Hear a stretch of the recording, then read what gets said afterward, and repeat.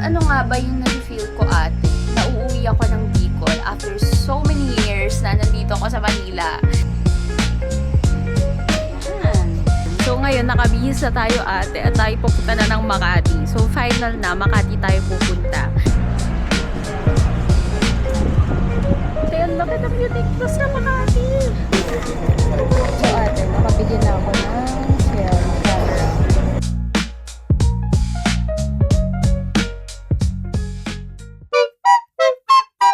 Hi guys! It's your girl Mekki and welcome back to my YouTube channel! So for today's video, it's Sunday by the way and tomorrow is my trip papuntang Bicol. So this video is going to be pack with me. Yeah, pack as in magpapack ate. Yun. So for today's video, samahan niyo ako magpack ate lahat ng mga gamit na dadalhin ko papuntang Bicol. So ano ko doon? 1 week ako sa Bicol. So samahan niyo ako magpack ng mga damit, na mga kung anik-anik na dadalhin, camera and all. But before that, ano nga ba yung nafe-feel ko ate? Nauuwi ako ng Bicol after so many years na nandito ako sa Manila. Kasi ate, hindi naman ako doon nag-college eh. So after senior high school, umuwi na ako dito sa Manila and then dito ako nag-college. So dito rin ako nagtapos. And ngayon, ang last uwi ko, ang naaalala ko is 2021. Umattend ako ng wedding noon sa side ng family ko. Hindi ko naman sila na-meet. Like, sandali lang kami sa Naga after wedding, uwi na lang si Ruma. And then, si Zane lang talaga yung na-meet ko at that time. Pero dumaan lang din siya. Parang, ilang minuto lang ata. Parang 5 minutes lang kaming nagchika-chikahan. Anyway, ate, ano ba yung nararamdaman ko ngayong uuwi ako? Of course, I'm so happy. First of all, kasi uuwi ako because ikakasal yung isa naming best friend ate. So, matagal na namin hinihintay na may makasal sa barkada namin. And finally, may isa nang magpapakasal ate. So, yun. Ano pa ba? Wala eh. Pure happiness kasi yung nararamdaman ko. Kasi makikita ko ulit lahat sila. So, I'm really happy na finally, after so many years, pabubuo na kami ate. Ano ba bang nararamdaman ko? Wala eh. Walang anything negative emotion. Kasi alam ko na kahit ilang years kaming magkita, hindi ako kakabahan na baka hindi kami mag-bond ulit kagaya ng mga high school kami. So ayun, let's pack my things with me na. Kasi medyo mahaba na naman ang ating chikahan at nagiging madaldal na naman ako. So, yan. Thanks. So, kukunin ko lang yung luggage ko. Then, papalikan ko kayo. Wait lang. Yes naman ate. Ito yung luggage ko nung pumunta kami ng Singapore. Actually, okay naman to ate. May plastic pa nga yan oh. Nung Singapore ko lang nagamit yun kasi hindi naman ako alis ng bahay. Wala rin naman ako masyadong trip, no? Bubuksan ko to kasi may laman to. So, patanggalin ko muna. Okay, yan na yun. Oh. Yan yung dala ko ng Singapore na wala ding laman.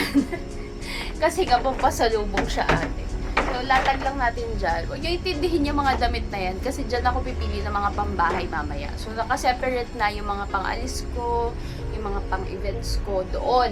Ito, yung mga yan, yung nakikita nyo dyan is hinabi ko. Hinabi.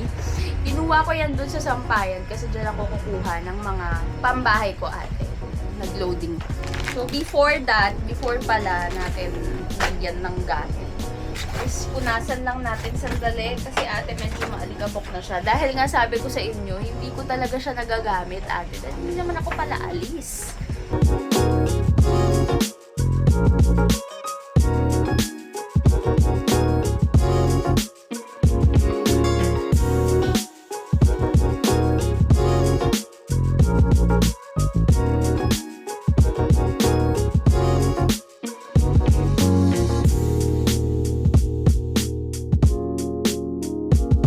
Ayan, tapos na tayo mag-punas-punas. Mag-alcohol lang ako. Pero tapos na tayo mag-punas-punas ate. So, let's start packing my things. I-change angle natin to. Hindi ko alam kung saan ko siya ilalagay. Pero hahanapan natin ng paraan kung saan pwede ate. Let's do that!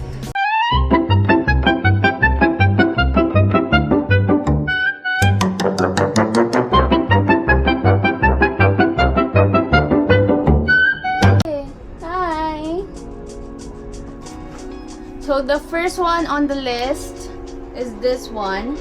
This is my dress or my outfit doon sa wedding nung kaibigan namin. So, yan, ate. Nasa shade siya ng brown and beige. Kasi yun yung kaniyang, sinabi na color coding or color palette ng wedding.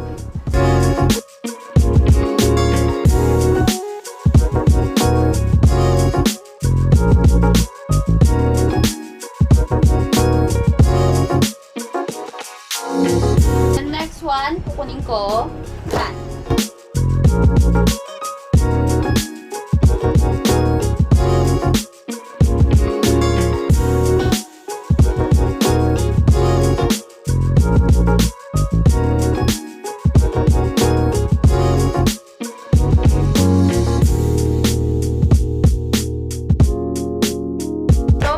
Di pa ako tapos hindi pa ako tapos mag-pack. Like, ang dami ko pang ipapack. Like, yung mga toiletries ko and everything, mga personal na gamit pa. So, balikan ko kayo kapag natapos na akong mag-pack dito, ate, no?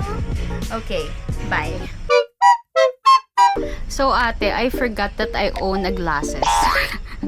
Nakita ko lang, sabi ko, salamin ko ba yun? Anyway, kasi kakapagawa lang neto, so nasanay talaga ako na wala akong suot talaga na glasses. Anyway, nakalimutan ko din natin na meron pala akong biniling mga socks, no? Actually, meron na ako neto, kaya lang medyo loose na yung dito sa pasukan ng paa. So, bumili ako ng bago kasi ito yung susuotin ko together with my outfit doon sa wedding ng kaibigan ko. Ito na lang pala, nagkalkal ako ng cabinet kasi sabi ko parang may nakalimutan ako. So, kinalkal ko yung cabinet at yan yung nakita ko, ate. So, ayun, balikan ko kayo ulit. Hindi pa ako tapos ate. Hindi pa ako tapos mag-pack. So, balikan ko kayo pag tapos na ako. Yun lang. So, hi guys! I'm back again. So, bags are packed. And, samahan niyo ako later kasi may mga bibilin pa pala ako like gamot sa hilo, ate. Kasi, mahiluhin ako, ate, no? So, kailangan ko yun. And also, may mga ilan din akong kailangan bilhin like film. Wala na pala akong stock ng film. So, bibili ako. Yung film na sinasabi ko is for my 35mm film camera. So, gagamitin ko din kasi siya. So, kailangan kong bumili nun. And then, may ilan pang personal things na kailangan akong bilhin sa labas. So, samahan nyo rin ako later. Baka yung film, pumunta ko ng Makati kasi alam ko doon may bilihan. Or mag-ready lang ako. And then, lilinisin ko muna mga kalat dito sa apartment, ate. So, yun lang. Balikan ko kayo. Hi guys! So, I'm back again. So, ngayon, nakabihis na tayo, ate, at tayo pupunta na ng Makati. So, final na, Makati tayo pupunta. Kasi doon ko bibilin yung film. Yun yung pinakamahalaga sa lahat ng bibilin ko, ate. Marami kang mabibilan doon na store kasi sa Ayala. Sa taas kasi ng Glorieta, sobrang dami doon na bilihan ng mga camera accessories. So, alam ko, meron din doong films. I don't know. Hindi ko siguro gusto mag-Kodak ngayon. So, bibili ako ng Fujifilm film for my 35mm camera. Ayun. Samahan niyo ako na pupunta ng Makati. Ate, napakaano, diba? So, papakita ko sa inyo ang LRT. Ha? Diba? Samahan niyo ako pupunta ng Makati. But before that, let's do an outfit check.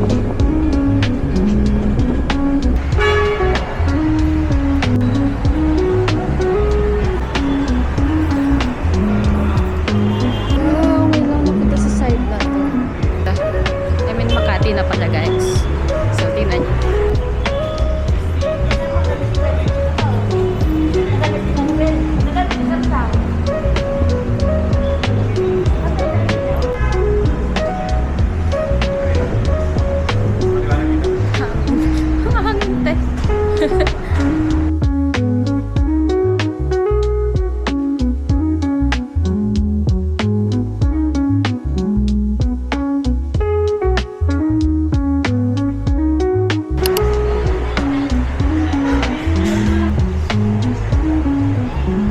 bakit ang unique pa sa Makati?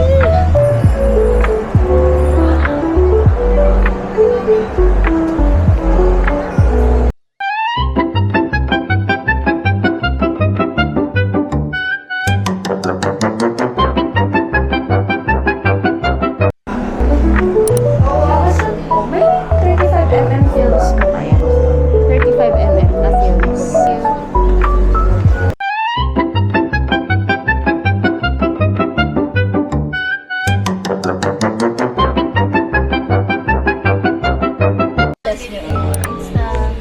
X5, X Pro 2, Ultra Max po. Anong payment? Card.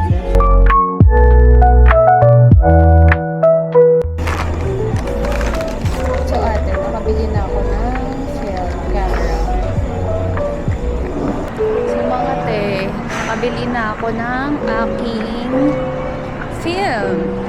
So sabi ko, ayoko na talaga bumili ng Kodak kasi nga hindi ko nagustuhan talaga yung Color Plus ate. Pero may gusto talaga akong bilhin na isa nilang film na sobrang ganda kung tutuusin. Kaya lang hindi ko siya binibili dahil mahal. So ngayon, binili ko siya. Nung Christmas, hindi yan yung gamit ko. Hindi, pero it's a special day naman. So that's understandable.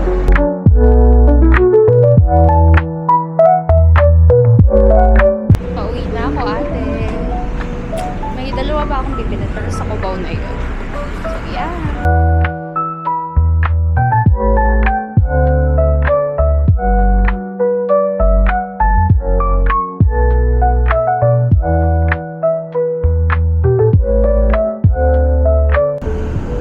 Watching Araneta sa Cubao Station.